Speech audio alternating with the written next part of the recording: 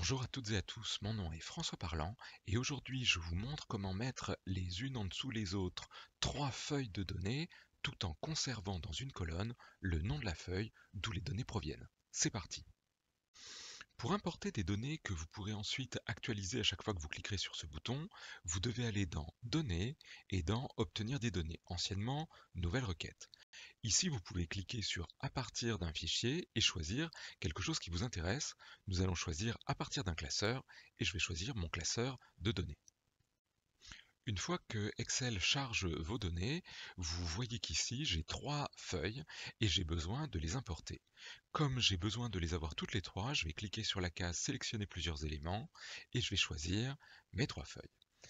Ici, je peux choisir entre charger directement ou transformer les données. Comme j'ai besoin d'ajouter quelque chose à chaque fois, je vais cliquer sur Transformer les données. Avant de combiner ces trois requêtes en une seule en mettant les informations les unes en dessous des autres, je dois d'abord, dans chacune de ces requêtes, ajouter une colonne. Je vais donc dans Ajouter une colonne et créer une colonne personnalisée.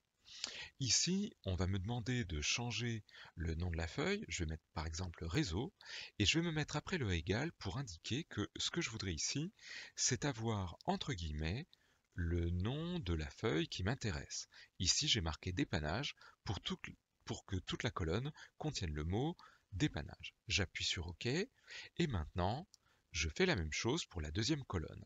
Créer une colonne personnalisée et bien sûr ici, je change le nom à nouveau et je vais me mettre ici pour taper quelque chose comme location et je fais la même chose pour toutes mes feuilles.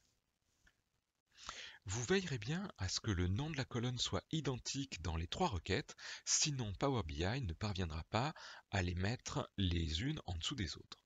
Maintenant que c'est fait, vous pouvez aller dans l'onglet Accueil et cliquer sur Ajouter des requêtes. Personnellement, je prends souvent Ajouter les requêtes comme étant nouvelles. Vous pouvez faire comme vous voulez. Je vais dire qu'ici, je veux combiner au moins trois tables et je vais sélectionner mes trois tables et les ajouter ici. Il me manque laquelle, je crois que c'est location. Je l'ajoute.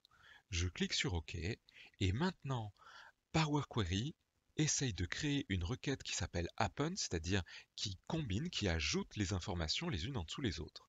Pour voir le résultat, vous n'avez plus qu'à cliquer sur Ajouter et charger, et vous allez voir la requête Append qui va apparaître, le temps qu'elle se charge un petit peu. Et si vous regardez au bout, vous verrez que dans les réseaux, vous avez bien dans cette colonne dépannage, location et vente.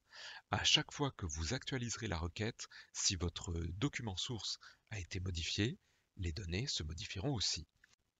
Notez enfin que quand vous êtes dans une requête, vous avez l'onglet Requête ici, vous pouvez l'avoir également au travers du clic droit dans votre requête, il y a un bouton Propriétés. Ici, vous pourriez dire que vous souhaitez que cette requête s'actualise par exemple toutes les 60 minutes, de manière à ce que si votre document change, vos données, elles, restent à jour. J'espère que ceci vous a plu, à très bientôt, au revoir.